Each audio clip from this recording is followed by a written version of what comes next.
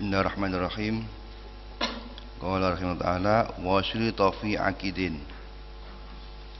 Disyaratkan di dalam orang yang melakukan akad jual beli. Ini melanjutkan rukunnya akad jual beli yang kedua setelah syarat adalah aqidain atau pelaku jual beli, yakni baik atau mustari. Maka disyaratkan di dalam orang yang melakukan akad jual beli, bai'an kana au mustarian, baik itu penjual atau pembeli, syaratnya adalah yang pertama taklifun, harus orang yang mukallaf. Yang dimaksud dengan kalimat taklif di sini maknanya adalah mutlaqut tasarruf. Maksudnya orang yang sah tasarrufnya, bukan dimaksudkan mukallaf dalam makna yang sebenarnya, karena yang dikehendaki adalah mutlaqut tasarruf. Sebab madar hukumnya itu bukan pada mukallafnya, tetapi boleh dan tidaknya tasarruf. Terkadang ada ya orang itu mukallaf tapi tidak sah tasarrufnya, seperti contohnya mahjur, orang yang dihijir itu mukallaf tapi tidak mutlaqut tasarruf. Maka yang dikehendaki dalam kalimat taklif yang disampaikan musannaf ini adalah mutlaqut tasarruf. Fala yasihu aqdu sabiyin. Mutlaqut tasarruf itu adalah orang yang mencapai usia baligh dan yang rusdu. Dalam mazhab Syafi'i, yang dimaksud dengan mutlaqut tasarruf itu adalah orang yang mencapai usia baligh dan rusdu dan tidak dihijir oleh hakim. Maka mengecualikan falasihu, maka tidak sah akdu sobiyin, akadnya anak yang masih belum balik.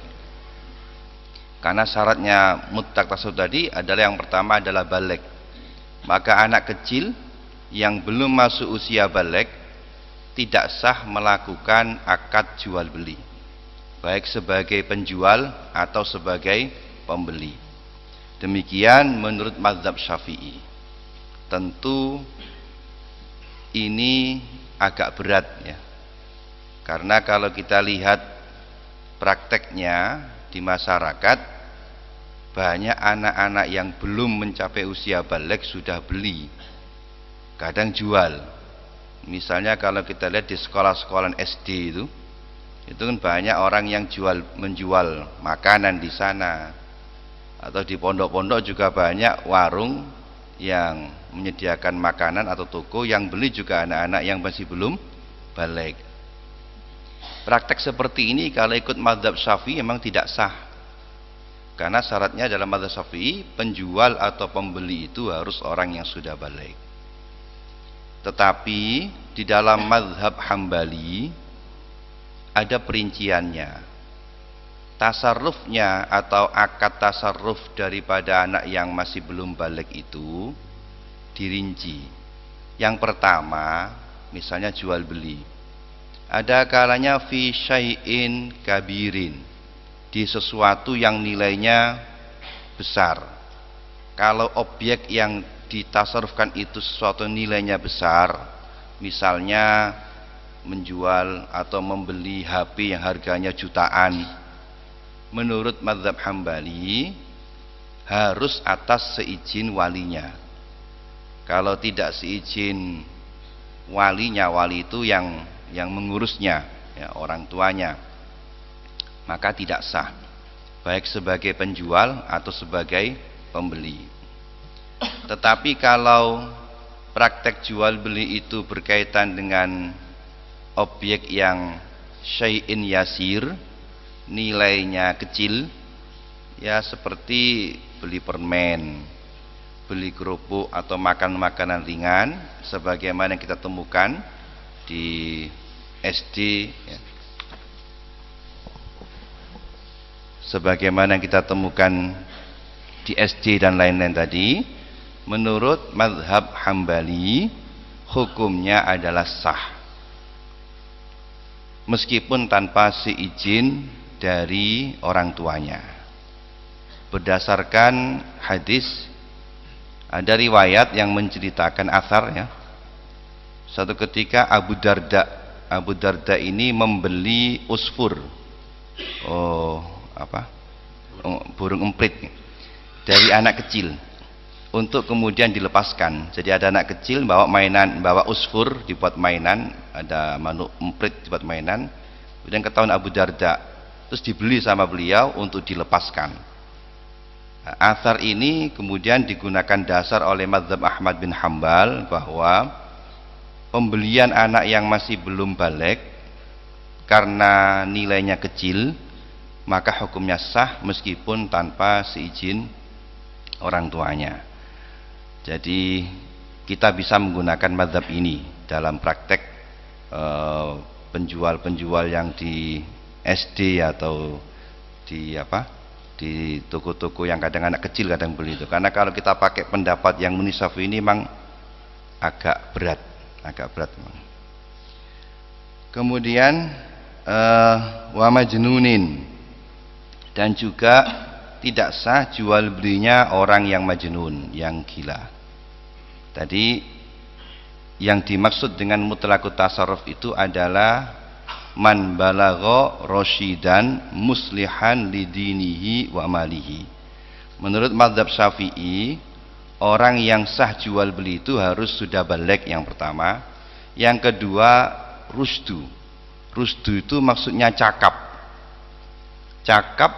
muslihan lidini wa mali, limali wa dinihi. Cakap di dalam mengelola harta dan di dalam menjalankan agama. Maksudnya sekira orang itu mengerti nilai benda yang pertama, maka meskipun sudah balik, tapi kalau dia tidak mengerti nilai benda, seperti orang gila misalnya, umurnya sudah mencapai balik, tapi karena akalnya itu tidak sehat sehingga dia tidak mengerti nilai benda, disebut adamu rusdi, atau tidak cakap di dalam mengelola harta, maka hukumnya adalah tidak sah menurut mazhab Syafi'i. Bahkan menurut pendapat yang muktamad, rusdu itu harus muslihan lidinihi, tidak hanya muslihan limalihi tapi juga lidinihi. Sekira anak itu, orang tadi mencapai usia balik dan dia patuh di dalam menjalankan ketentuan agama. Kalau misalnya dia menginjak usia balik dalam keadaan selalu menyalahi, bertentangan dengan perbuatannya, bertentangan dengan aturan agama, berarti menurut mazhab Syafi'i dia belum rusdu. Misalnya ada anak kecil hidup di lingkungan yang jelek, lingkungan tempat-tempat maksiat.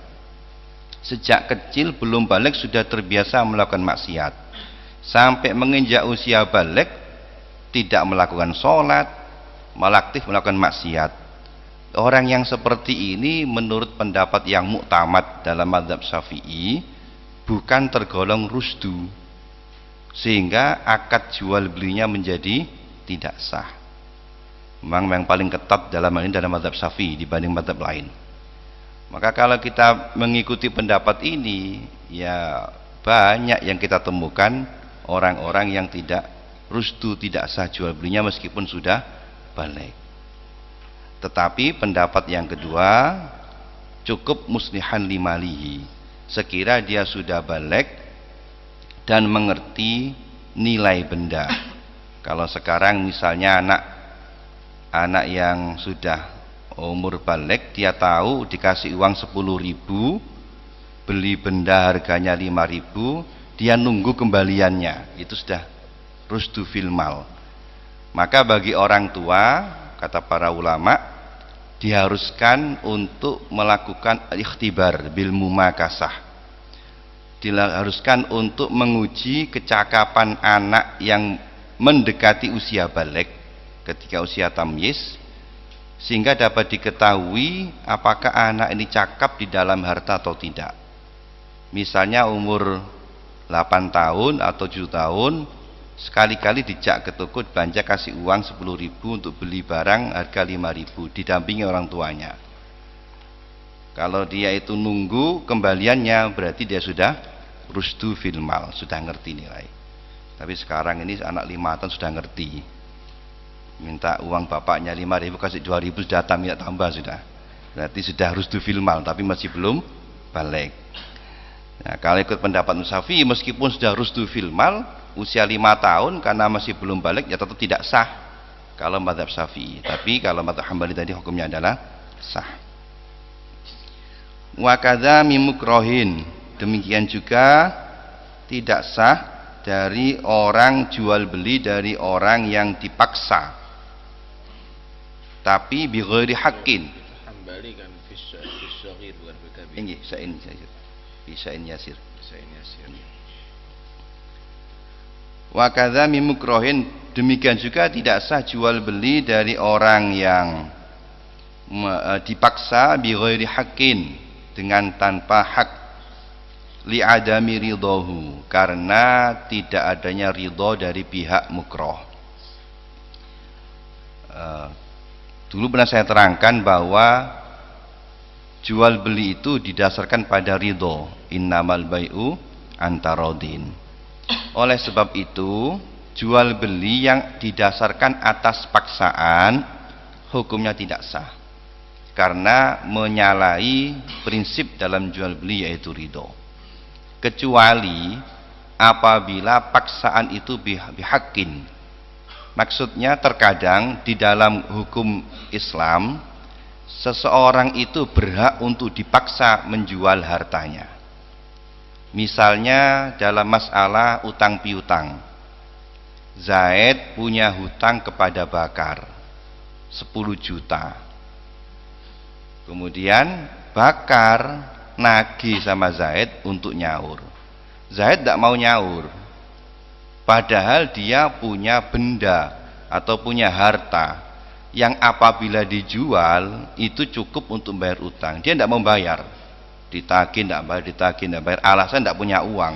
Uang tidak punya tapi benda punya. Punya uang tapi tidak punya uang, tapi punya sepeda motor misalnya. Maka mestinya dia menjual sepeda motornya untuk bayar utangnya.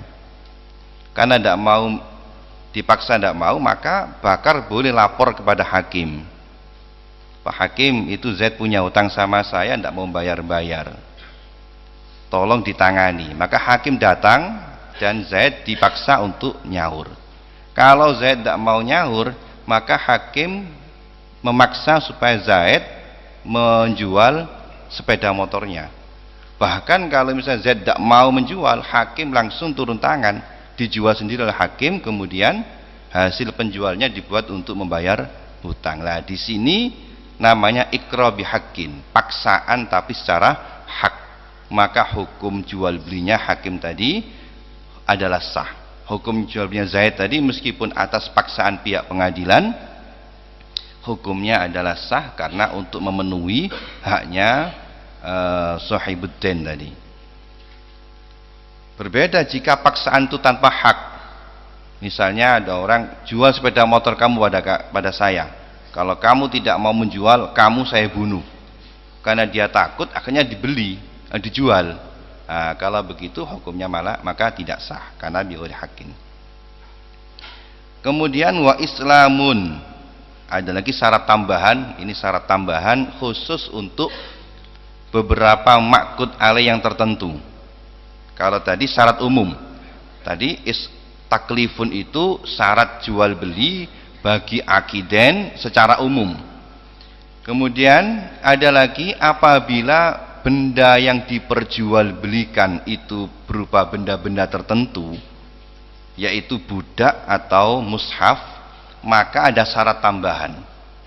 Syaratnya adalah wa islamun, dan harus orang Islam, litamalluki rokikin, untuk menerima kepemilikan hamba sahaya atau budak yang muslim.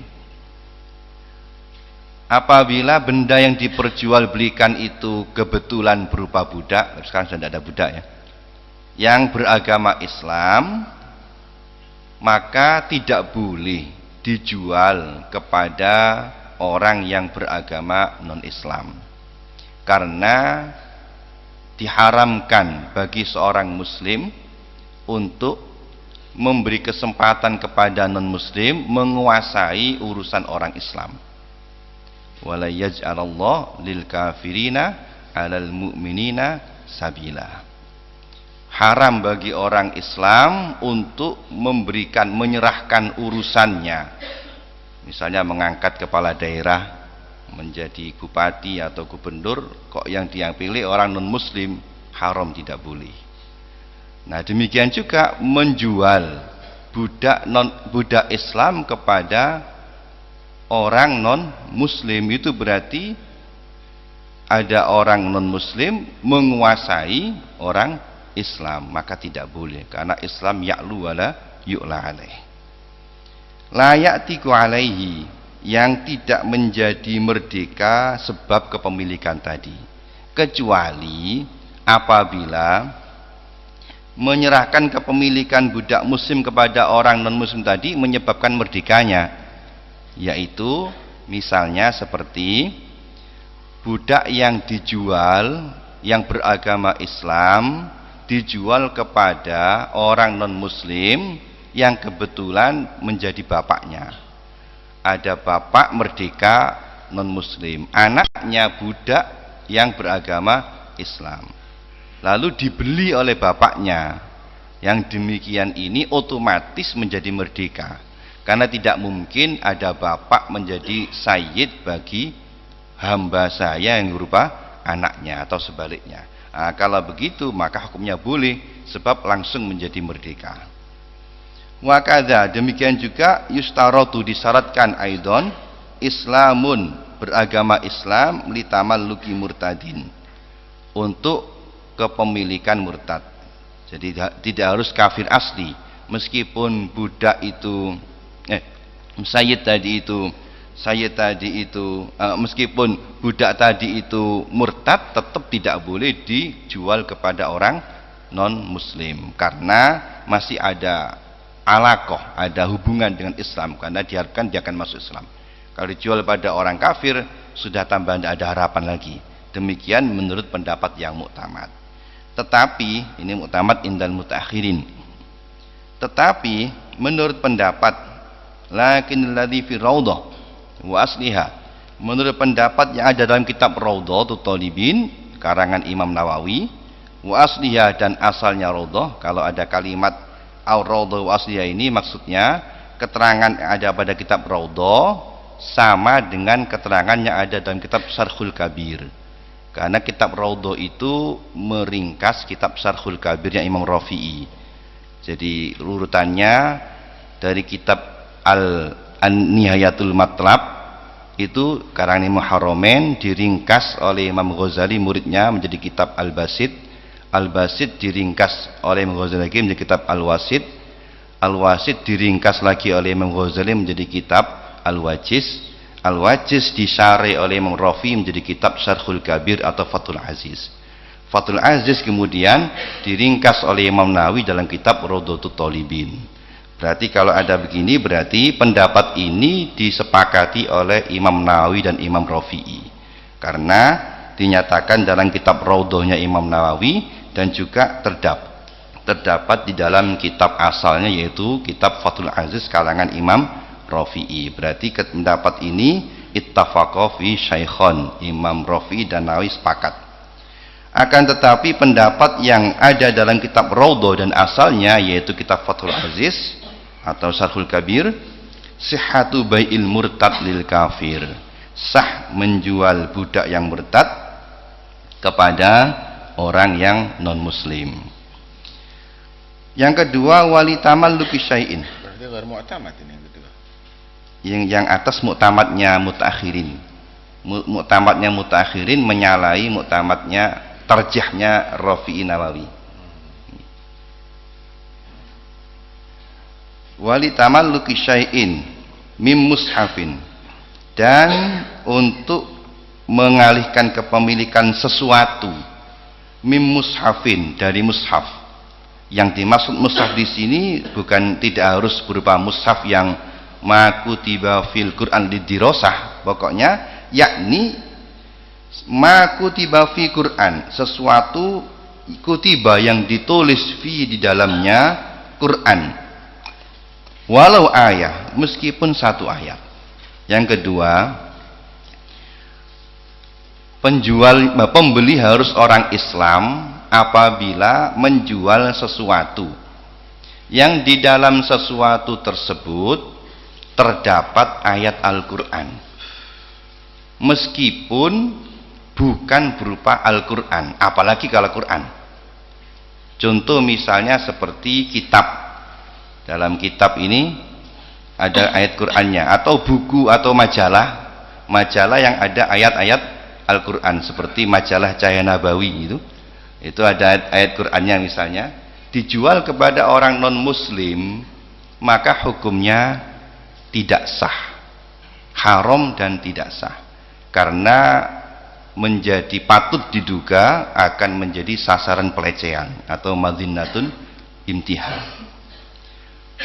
Bahkan atau tidak ada ayat Quran tetapi ada asarus salaf atau hadis, misalnya seperti kitab Fathul Mu'in ini juga ada Qurannya, atau ada kitab yang tidak ada ayat Qurannya tetapi berisikan hukum-hukum Islam yang ada asal salafnya, atau ada hadisnya, meskipun satu hadis, meskipun doif, dijual kepada orang non muslim, hukumnya tidak sah dan haram.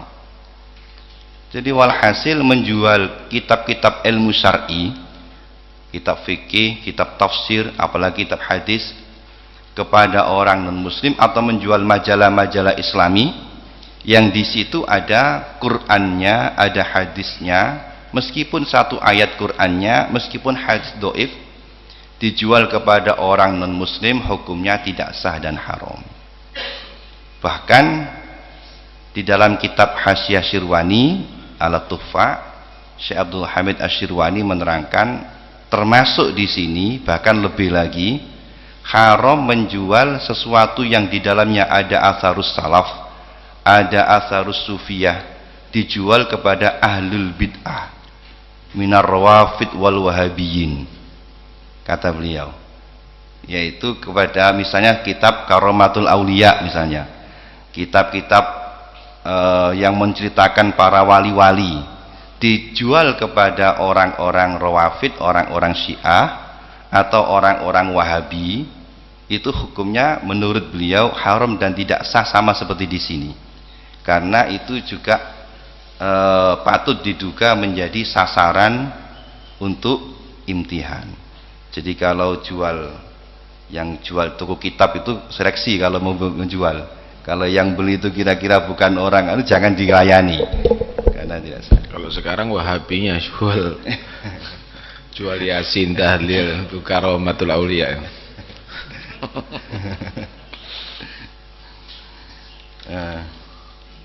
Wa in utsbitat li ghairi dirasah, meskipun ayat tadi dimasukkan di situ bukan untuk tujuan untuk dibaca, misalnya seperti at-tamaim, jimat itu kan di dalamnya kan ada ayat-ayat Quran, itu bukan untuk dirasah, dijual kepada orang non muslim, maka tidak boleh.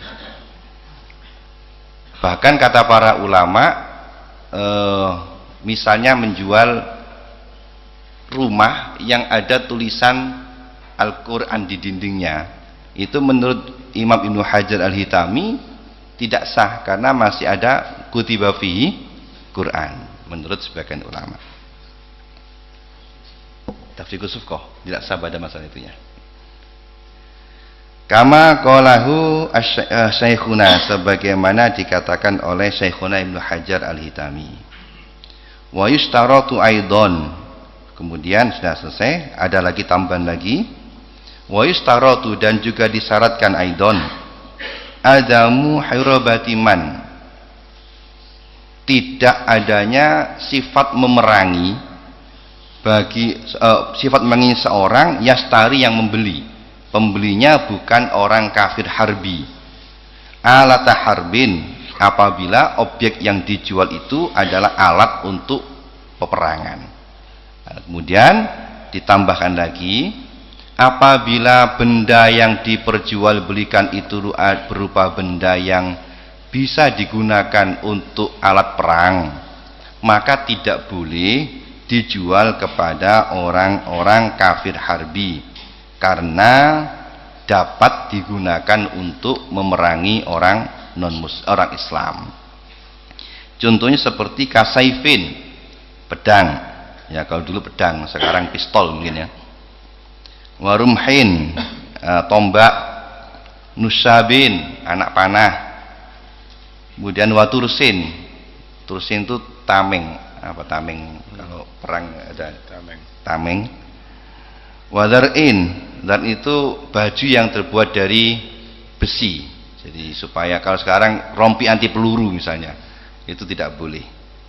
Wa khailin, dan kuda yang buat untuk perang, atau sekarang mungkin tank ya, atau kendaraan-kendaraan perang, itu tidak boleh. Bi khilafi ghairi alatil harbi, berbeda dengan alat selain alat harbi. Walau mimma, meskipun dari sesuatu tata'atta yang dimungkinkan minhu darinya untuk digunakan alat harbi. Kal hadid, seperti besi. Idla yata'ayyan, karena tidak mesti ja'luha, menjadikannya uddata harbin, sebagai alat perang.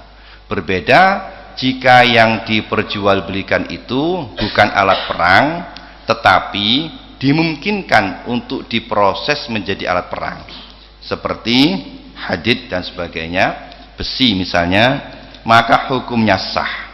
Hanya saja kata para ulama, apabila yakin bahwa ini nanti akan digunakan untuk alat harbin, hukumnya sah tapi haram. Jadi kalau alat harbinya itu langsung tidak sah, termasuk amrun yang lazim karena mazinahnya. Tapi kalau tidak langsung hadid, maka sah tapi ma'al hurmah karena amrun kharij. Sama seperti menjual atau menyewakan atau meminjamkan barang apapun kepada orang yang diduga atau yakin akan digunakan untuk maksiat, maka hukumnya sah tapi haram. Misalnya menyewakan sound system untuk acara orkesan misalnya, maka tidak boleh itu, karena pasti digunakan untuk maksiat. Menyewakan tenda untuk acara maksiat, maka juga tidak boleh. Pokoknya muamalah dengan orang yang akan menjadikan barang tadi untuk perbuatan maksiat, itu hukumnya adalah haram karena termasuk i'anah alal maksiat, membantu di dalam kemaksiatan. Wa yasihu dan sah termasuk ini ya, tukang batu membangun gereja. Termasuk bekerja untuk gereja, bekerja untuk membuat diskotik misalnya, untuk karaoke atau kafe yang untuk maksiat itu hukumnya adalah haram menurut mazhab Syafi'i. Ma'asihah haram aja. Wa yasihu dan sah. Kalau gereja itu apa termasuk yang tidak langsung ya? Tidak langsung itu termasuk seperti digaskan hadits itu ya. Wa yasihu dan sah bai'uha, menjualnya kepada orang zimmi. Orang zimmi itu adalah orang kafir yang ada di negara muslim dan tunduk serta patuh pada aturan Islam. Nah, itu orang zimmi. Ai fi darina, yaitu di tempat negara kita. Wa syurita Allah.